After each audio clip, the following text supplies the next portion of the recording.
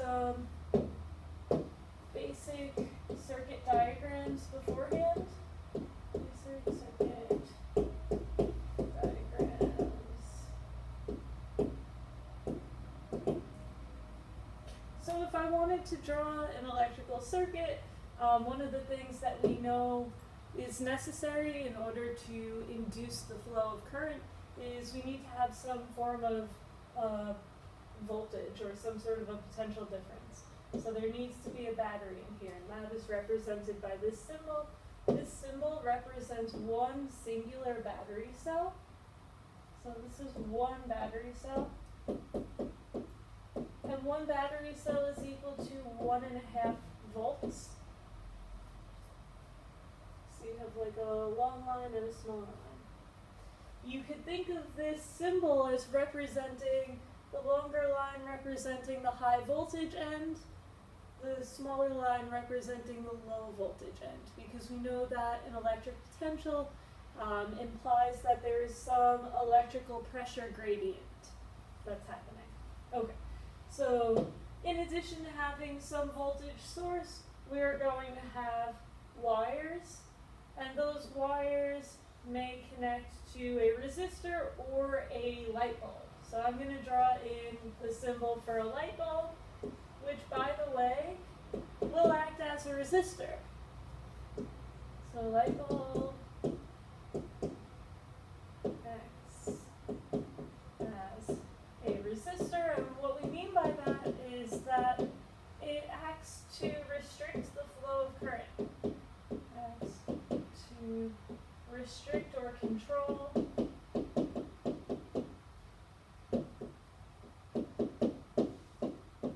flow of current. Well, it does this by having a filament inside of it that again advantageously uses those properties of materials that we have defined as resistivity.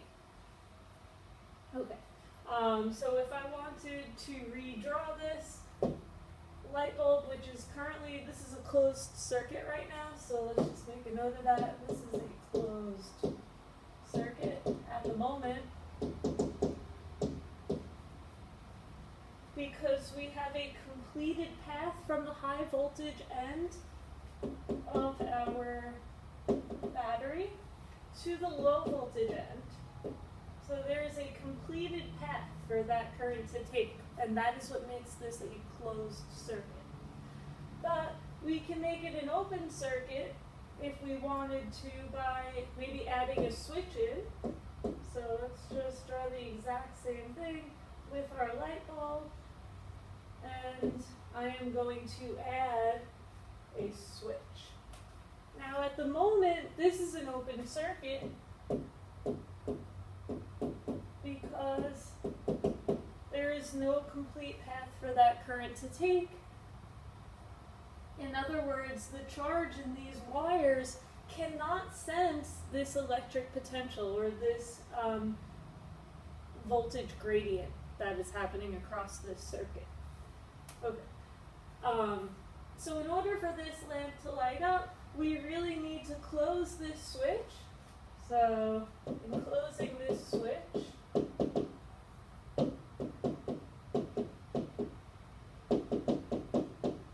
we can get the bulb to light up.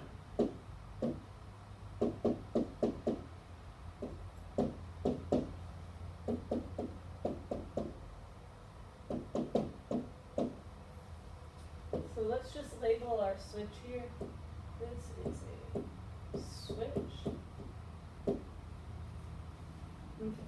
So in closing this switch, we can get the bulb to light up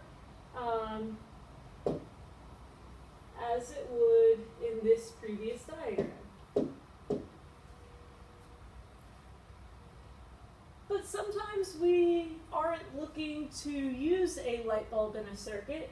Sometimes we simply want to restrict the flow of current that will be passing into a device that we do not want to burn out. So in place of a lamp, we might simply have a resistor. So this is the symbol for resistor.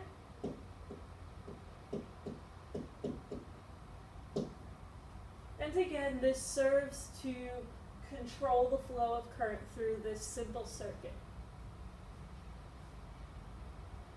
Now there's two other things I want to introduce you to. We can actually measure the voltage in this circuit by putting a voltmeter in parallel across this voltage source. So in order to measure our voltage,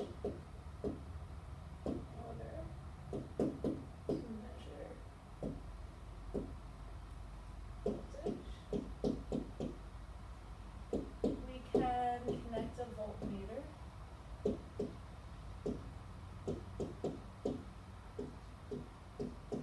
A voltmeter is simply a device that is used to measure voltage.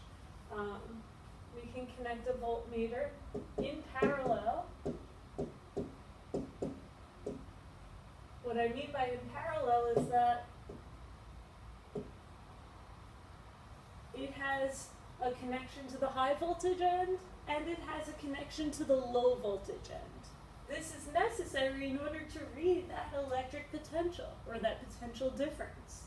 So if we have 1.5 volts on this end and 0 volts on this end, if we don't set this voltmeter up in such a way, we're not going to see this gradient, and we need to. So in parallel, with one lead connected to the high voltage end,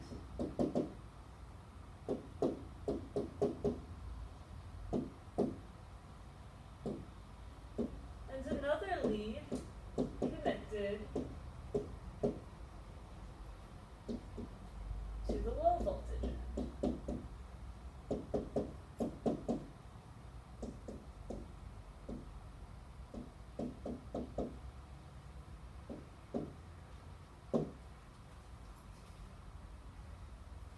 If we are trying to measure the amount of current through this circuit, remember current we represent by variable I, so I will just remind you of that, current. So if we want to measure the amount of current in this circuit, we will add in something that is called an ammeter. And if we're measuring current, then we really need a device that is connected along the path that the current is traveling in. So that ammeter, this is an ammeter, I should go back and label voltmeter. That ammeter should be connected in series with your circuit. So in order to measure current,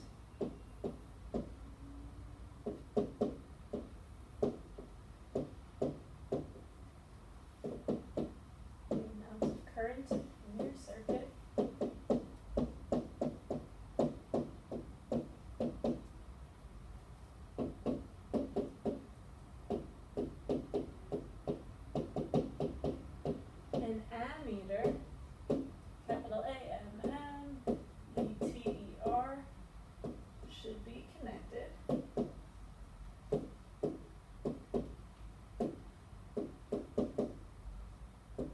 in series, meaning along the same path as your current would take.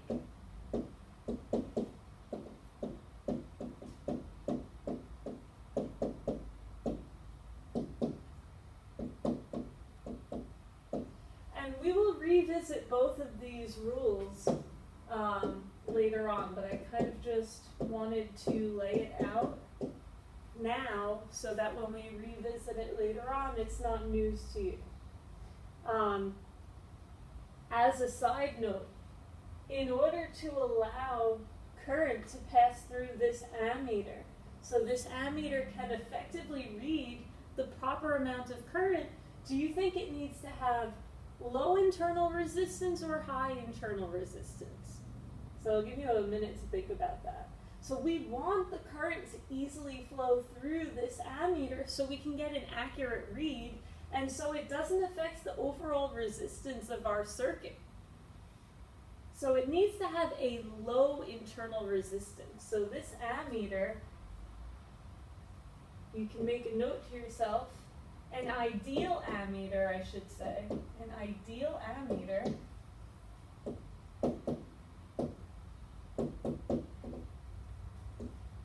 has no internal resistance. Now we know that that's not totally possible.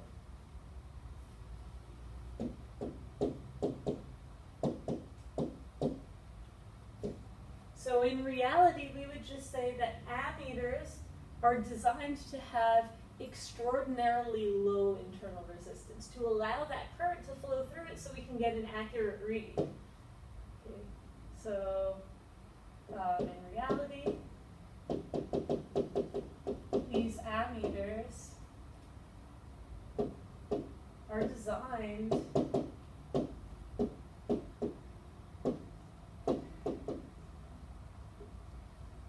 to have low internal resistance so the current can flow through it uninhibited and we can get an accurate read on it.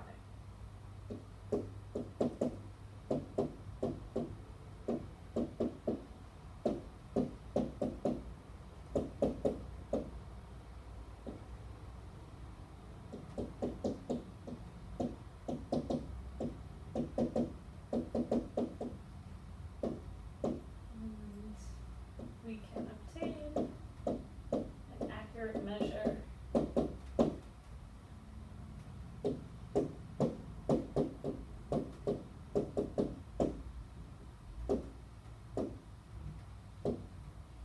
okay. Now on the contrary, this device that is going to measure our voltage, the voltmeter, is not intended to measure current. And we actually don't want it to interfere with the circuit in such a way. So voltmeters, on the contrary, are designed to have a high internal resistance.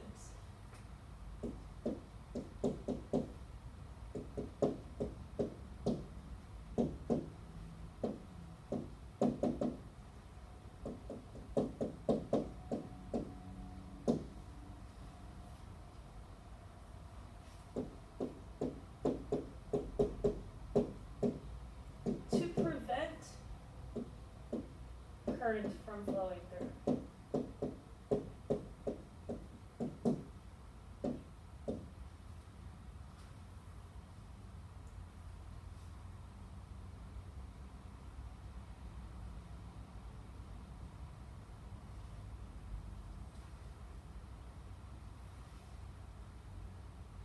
Okay.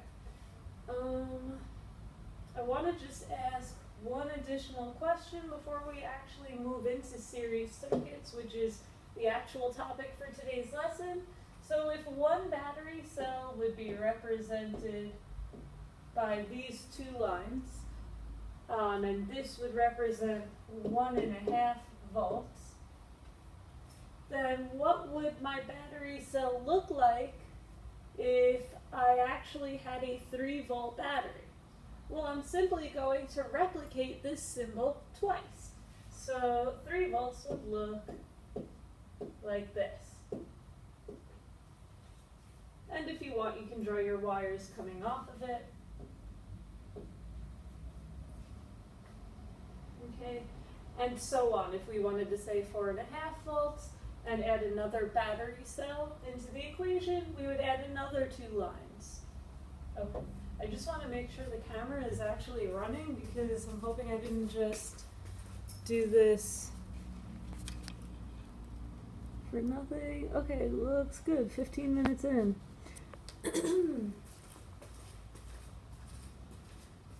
Alright, lava lamp still doing what it's supposed to.